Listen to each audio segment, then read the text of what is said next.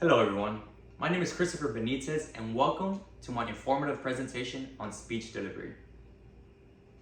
Now I'm sure everyone can remember a time during school when we had to give a speech. I'm sure we can also all remember how much everyone hated that part. Me personally, I can recall how bad my posture was, my attitude, and my facial expressions. I can also recall how 9 times out of 10, my voice was too soft to be heard past the first row of students. And for those who did manage to hear my voice, I'm sure they could easily tell I didn't want to be there. Now, everything I just listed was exactly how not to deliver a speech. And with that being said, my focus for today is to examine the proper manner in which to deliver a speech. To do so, we will be discussing our delivery methods, our speaker's voice, the speaker's body language, and how to practice.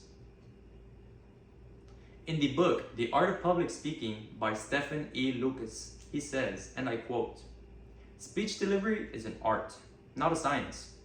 What works for one speaker may fail for another, and what succeeds with today's audience may not work with tomorrow's." There is not a one-size-fits-all formula to give the perfect speech every time. However, there are a few great basic pointers that can serve as a solid foundation to give a great speech.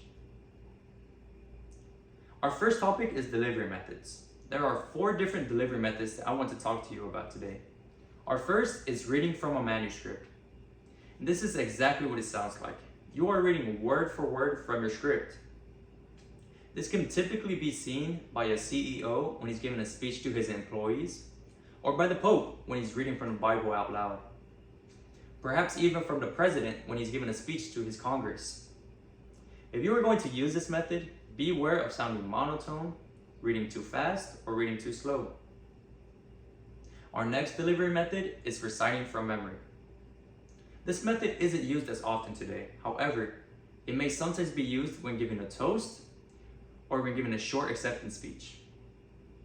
If you're going to use this method, make sure you have your speech memorized good enough to where you can give your focus towards your delivery and to your audience, not on trying to remember the words of your speech. Our next delivery method is speaking impromptu. An impromptu speech is a speech with little or no immediate preparation.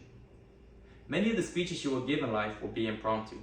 This can be a business meeting, or perhaps a report, or perhaps a few inspirational words you have to give to a team. When using this method, if possible, develop a quick outline of the main ideas you want to cover and any key points to help remember. Remember to remain calm and relaxed. Stand tall and confident, even if you aren't. Our final delivery method is an extemporaneous one. An extemporaneous speech is a practice speech that is recited with notes or an outline to help remember. The exact wording is developed in the moment that the speech is given. The wording may change while rehearsing, but the more you practice, the quicker you will find the best words and the best way to deliver your speech. This type of method is adaptable to a wide range of situations. Our next topic is the speaker's voice. When speaking without a microphone, make sure you speak loud enough. Adjust your volume depending on the size of your audience and your room. A key point to keep in mind is look at those furthest from you and read their body language. If their face looks puzzled or they're leaning towards you to listen, odds are you have to speak up. A change in pitch can give character to your words. For example, a change in pitch can show excitement, confusion, concern, or sadness, and a whole bunch of different emotions. When talking about pauses, as American author Mark Twain once said, "The right word may be effective, but no word was ever as effective as a rightly timed pause." Determining when to pause comes down to 50% common sense and 50% experience. A pause can signal the end of a thought or an idea, or add dramatic effect to your words or to your phrases. Our next topic is body language. The same way you can read someone's attitude or emotions based off their body language and their facial expressions, they can do the same exact thing to you. You want to involve gestures into your body language. Gestures can add flavor to your speech. However, be aware, a gesture can also take attention from your speech. The last thing you want is for your hand gestures to become the main focus. Let's talk about eye contact.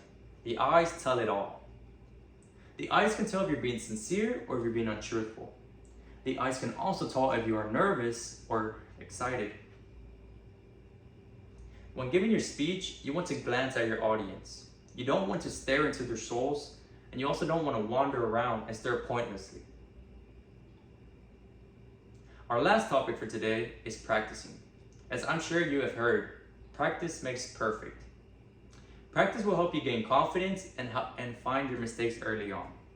To begin practicing, read aloud your outline a few times and form your first opinions. Ask yourself, how is my diction? How is my speech length? Am I straight to the point or am I getting off topic? Make sure your speaking outline is easy to read and comprehend. Next, practice your speech aloud using a speaking outline as if you were performing live. Throughout this, you want to polish and refine your delivery. Begin to adjust your pitch, your volume, your pauses, your pronunciation, articulation, your body movement, and your eye contact. Finally, prepare your speech as close as possible to the real deal. And lastly, do not expect to be able to knock out your speech in one day of practice. Practice with a few days in advance. To end my speech today, I want to recap what we've discussed. My focus for today was to examine the proper manner in which to deliver a speech. To accomplish this, I spoke about delivery methods, the speaker's voice, the speaker's body language, and how to properly practice. Ladies and gentlemen, it's been a great time. My name is Christopher Benitez, and I hope you learned something new today. Thank you very much, and bye-bye.